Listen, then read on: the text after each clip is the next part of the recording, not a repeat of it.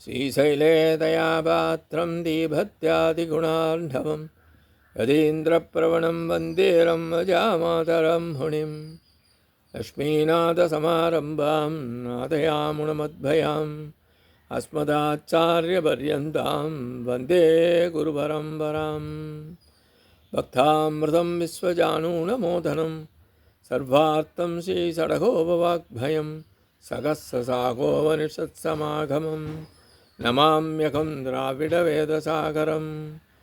திருவழுதி நாடென்றும் தென்குருகூரென்றும் மறுவினியவன் பொருணல் என்றும் அருமறைகள் அந்தாதி செய்தான் அடியினையே எப்பொழுதும் சிந்தியாய் நெஞ்சே தெளிந்து ஏத்தவருங்கேத்திராமானுஷ முனிதன் வாய்த்த மலர்பாதம் வணங்குகின்றேன். ஆய்த்தவரும் சீராச் சடகோபன் செந்தமிழ் வேதம் தரிக்கும் பேராத உள்ளம் பெற. எம்பெருமான் திருவுருளாலே ஆச்சாரியன் அனுக்கிரகத்தாலே கடந்த பல தினங்களாக நம்மாழ்வார் அருளிச் செய்த திருவாய்மொழியை நாம் அனுபவித்து வருகிறோம். இன்றைய தினம் நாம் அனுபவிக்க இருப்பது 2ஆம் பத்து 4ஆம் பதிகம் 5ஆம் பாசுரம். இவளிரா பகல்வாய் வெறித்தன குவளையொன் கண்ணநீர் கொண்டால் வண்டு திவளும் தன்னந்துழாய் கொண்டீரன தவளவண்ணத்தகவுகளே. இவள் இராப்பகல் வாய் வெறி தன குவளை ஒன் கண்ணநீர் கொண்டால் வண்டு திவளும் தன் துழாய் குடீர் என தவளவண்ணர் தகவுகளே. இந்த பெண் எப்பொழுதும் சர்வேஸ்வரனையே நினைத்து கொண்டிருக்கின்றாள். எப்படியாம்? இரவு பகல் என்ற வேறுபாடு இல்லாமல் உன்னுடைய துளசி மாலையை வேண்டி என்ன செய்கிறாள்? வாய் பிதற்றி தனது நெய்தல் மலர் போன்ற கண்களிலே கண்ணீர் உடையவள். ஆனாலும் வண்டுகள் மொய்க்கும் அழகான உனது துளசி மாலையை நீ கொடுக்காமல் உள்ளாய்.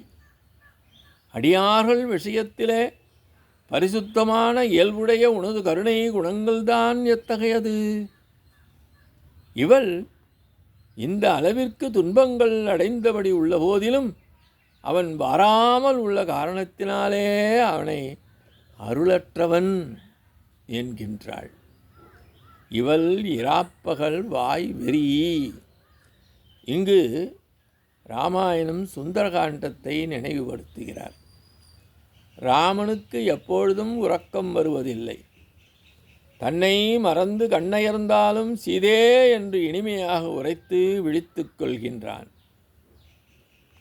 கிஷ்கிந்தையிலே சீதையை பிரிந்த காலத்தே சீதே என்று புலவும்போது முன்பு அவனாக இருந்தான். இப்பொழுது அதுபோன்று இவள் பராங்குச நாயகி ராப்பகல் என்று வேறுபாடு இல்லாமல் புலம்புகிறாள். உறங்கியபடி பொழுதை கழிக்கும் அளவிற்கு செல்வம் படைத்தவர்கள் எப்பொழுதும் உறக்கமில்லாமல் இருப்பார்கள் அல்லவோ? நெய்தல் மலர் போன்ற இவளுடைய கண்களிலே ஆனந்த கண்ணீர் பெருக வேண்டுமே. ஆனால் ஆனந்த கண்ணீர் பெருகுவதற்கு பதிலாக சோகத்தின் காரணமாக துக்க கண்ணீர் பெருகி நிற்கின்றாள். இந்த கண்களுக்கு இலக்கானவர்கள், அதாவது பராங்குசநாயகி பேரழகி கொண்டவள். அப்படிப்பட்ட பராங்குசநாயகியின் கண்களுக்கு இலக்கானவர்கள் இவள் நமக்கு கிட்டமாட்டாளோ என்று சோகத்தில் கண்ணீர் விட வேண்டியதாயிருக்க, இவள் இவ்வாறு துக்கத்திலே கண்ணீர் விட்டபடி உள்ளாள். உனது அழகான வண்டுகள் மொய்க்கும் துளசி மாலையை பெற வேண்டி பிதற்றுகின்றாள். அவள் வேண்டுவது என்ன? துளசி மாலை உன் திருக்கழுத்திலிருந்து அல்லது திருவடியிலிருந்து அல்லது திருமுடியிலிருந்து எனக்கு கொடுப்பாயாக என்று வேண்டி நிற்கின்றாள். ஆனால் அவள் என்ன வேண்டினாலும் என்னவாறு பிதற்றிக்கொண்டே இருந்தாலும் நீ அதனை கொடுக்கின்றாயில்லை. இதன் காரணமாக, பிரிவாற்றாமையின் காரணமாக விரகதாபம் ஏற்படுகின்றது.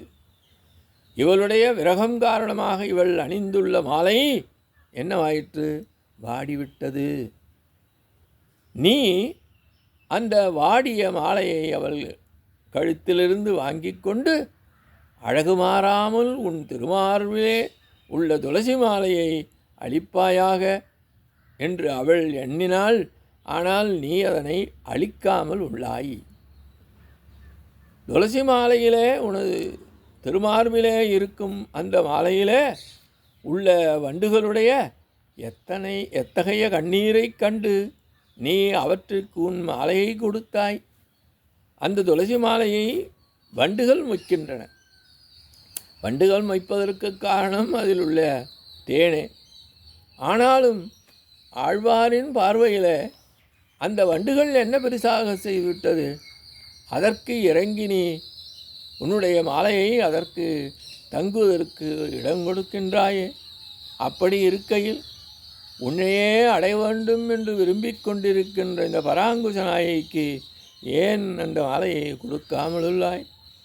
முன்பு தூய்மையான சுபாவம் மற்றும் கருணை ஆகியவற்றின் நீ இருந்தாய். ஆனால் இப்பொழுது அது இரண்டும் இல்லாமல் உள்ளாயே என்று பராங்குச நாயகிக்காக இறங்கி தாய் எம்பெருமானை பார்த்து கூறுவதாக இப்பாசுர வழக்கம் அமைகிறது. இத்தோடு இன்றைய பாசுர நிலை நிறைவு செய்கின்றோம். எம்பெருமான் திருவடிகளே சரணம். நம்மாழ்வார் திருவடிகளே சரணம். எம்பார் திருவடிகளே சரணம்.